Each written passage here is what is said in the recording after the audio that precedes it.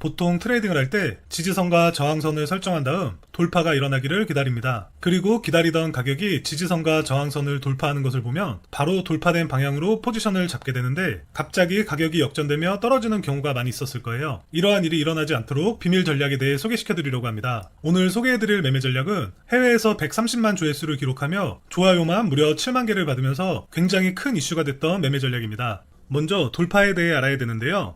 돌파란 말 그대로 지지 또는 저항 라인을 돌파할 때 발생합니다. 그리고 가격이 돌파되면 어떤 일이 일어나는지 보겠습니다.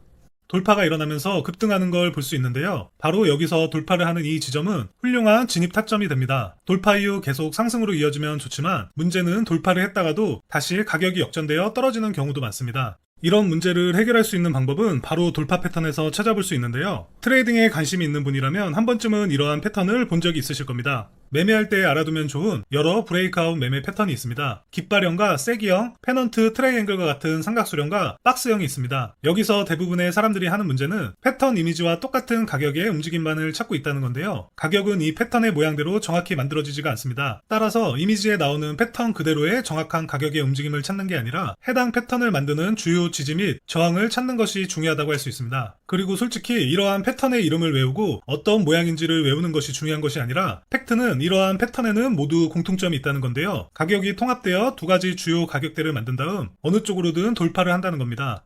차트를 보면 여기에서 지지와 저항의 여러 주요 지점이 있는 걸 확인할 수 있는데요. 지지와 저항점은 많을수록 그 신뢰도는 더 올라갑니다. 지지와 저항점을 알고 있으므로 삼각수렴 형태의 패턴을 그려봤는데요. 지금까지는 누구나 똑같이 하는 과정인데 여기서부터는 사람들이 일반적으로 실수를 하는 지점입니다. 보통 여기서 위로 상승 돌파를 하든 아래로 하락 돌파를 하던 돌파를 기다리게 됩니다. 가격이 저항선을 돌파하는 모습을 보면 즉시 롱 포지션에 진입하지만 잘못된 가짜 돌파였음이 밝혀지고 가격은 반대 방향으로 반전되는 모습을 볼 수 있습니다. 여기서 매수 포지션을 진입한 사람들은 큰 손실을 봤을 텐데요. 지금부터는 이런 일이 발생하지 않도록 방지하는 방법을 알려드리겠습니다. 가장 먼저 알아야 될 것은 바로 모멘텀 캔들입니다. 모멘텀 캔들은 다양한 형태를 가질 수 있지만 일반적으로 큰 몸통을 가진 장대 캔들입니다. 또는 3개의 중간 크기의 캔들이 모두 같은 방향으로 향할 때 모멘텀 캔들로 간주합니다. 이러한 두 가지의 캔들 형태가 우리가 찾아야 될 모멘텀 캔들입니다. 그럼 예시를 보여드리겠습니다. 고점과 고점을 연결하여 저항선을 그리고 가격이 지지를 받은 지점들을 연결하여 지지선을 그립니다. 기다리다 보면 꽤 괜찮은 크기의 캔들이 나오고 저항 라인을 돌파해줍니다. 하지만 캔들의 끝부분만 돌파 마감해줬기 때문에 모멘텀 캔들로는 간주하기가 어렵다는 겁니다. 이 캔들을 모멘텀 캔들로 보려면 몸통의 대부분이 저항선을 돌파 마감해줘야 되는데요. 다음 캔들에서 양봉 캔들이 나타나면 우리는 이것을 모멘텀 캔들로 간주할 겁니다. 그러나 불행히도 다음 캔들이 빨간색 음봉 캔들이었으므로 이 신호는 무시해줍니다. 그리고 무슨 일이 일어나는지 같이 한번 보겠습니다.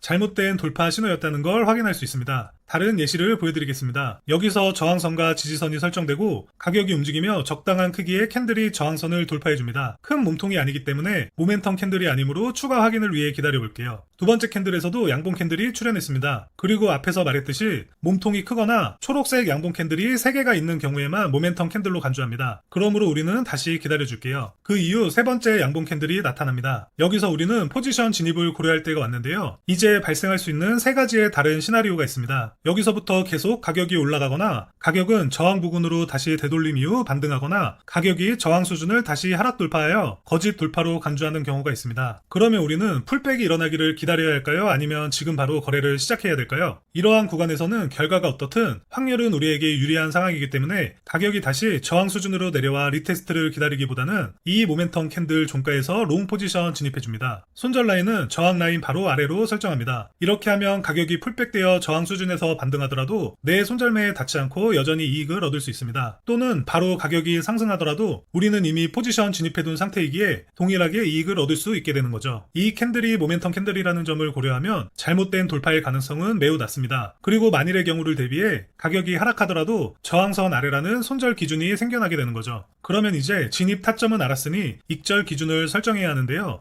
보통 모멘텀 캔들을 기반으로 이러한 돌파가 이루어지면 큰 상승세를 보이는 경향이 있습니다. 우리가 정상적인 손익비 1대 1.5 비율로 설정 후 매매를 하게 되었다면 많은 이익을 놓치게 됐을 겁니다. 그래서 우리는 더 큰 이익을 얻기 위해 정해진 원칙에 의해 분할 매도라는 전략을 사용할 건데요. 먼저 진입 신호를 찾은 다음 저항선 아래에 손절 라인을 설정 후 익절 구간은 손절가 대비 1.5배 구간으로 설정해 줍니다. 가격이 1.5배 구간에 도달하면 절반은 매도하여 수익을 챙깁니다. 그럼 나머지 절반의 수량이 남게 되는데 처음 설정해 놓은 손절 라인을 처음 진입했던 진입가로 올려줍니다. 이렇게 하면 가격이 다시 하락하더라도 이미 절반은 1.5배 구간에서 익절을 했기 때문에 손실 없이 나머지 상승분에 대한 이익도 챙길 수 있게 되는 거예요. 손절 라인은 본전 근처로 옮긴 후 나머지 이익분에 대해서는 보조 지표를 사용하여 익절 타이밍을 결정할 텐데요. 지표 검색으로 들어가 샹들리에 스탑을 검색 후 해당 지표를 추가해 줍니다. 그 다음 설정으로 들어가 ATR 멀티플라이어 값을 3에서 2로 변경해 줍니다. 이 지표를 이용한 매도 전략은 매우 간단한데요. 처음 매수했던 물량의 절반은 손익비 1.5배 구간에서 매도 처리 후 손절 라인을 진입가로 설정하고 샹들리에 표시기의 색상이 바뀌면 남은 물량도 전량 익절 처리해주는 전략입니다. 여기서 샹들리에 표시기의 색상이 바뀌며 봉 마감한 이때 전량 익절해주면 됩니다. 하락을 형성하지 않고 가격이 곧바로 상승한 것도 볼 수 있습니다. 모멘텀 캔들을 동반한 대부분의 돌파는 풀백을 형성하지 않고 큰 상승으로 이어지기 때문에 바로 거래에 들어가는 것이 유리한 이유입니다. 마지막으로 예시를 하나 더 보여드리겠습니다. 지지와 저항을 이어 추세선을 설정하고 모멘텀 캔들이 저항선을 돌파할 때까지 기다려줍니다. 몸통이 큰 모멘텀 캔들이 나오며 저항선을 돌파해준 이때 봉 마감 후 포지션 진입해줍니다. 손절 라인은 저항선 아래로 설정 후 익절은 손절가 대비 1.5배 구간으로 설정해준 뒤 처음 설정했던 익절 구간에 도달하면 절반은 매도해줍니다. 절반은 매도 후 손절 라인을 처음 진입했던 진입가 부근으로 수정해준 후 샹들리에 표시기를 켜줍니다. 여기서 샹들리에 표시기의 색상이 바뀌면 나머지 절반의 물량도 전량 익절 처리해줍니다. 오늘은 이렇게 돌파 매매를 훨씬 더 효율적으로 활용할 수 있는 몇 가지 비밀 전략에 대해 소개해드렸습니다. 좋아요 눌러주시면 이와 같은 전략을 더욱 수익성 있게 만드는 매매 전략에 대해서도 다뤄보도록 하겠습니다. 끝까지 시청해주신 분들 감사드리고요. 다음 영상에서는 더 좋은 내용으로 찾아뵐게요.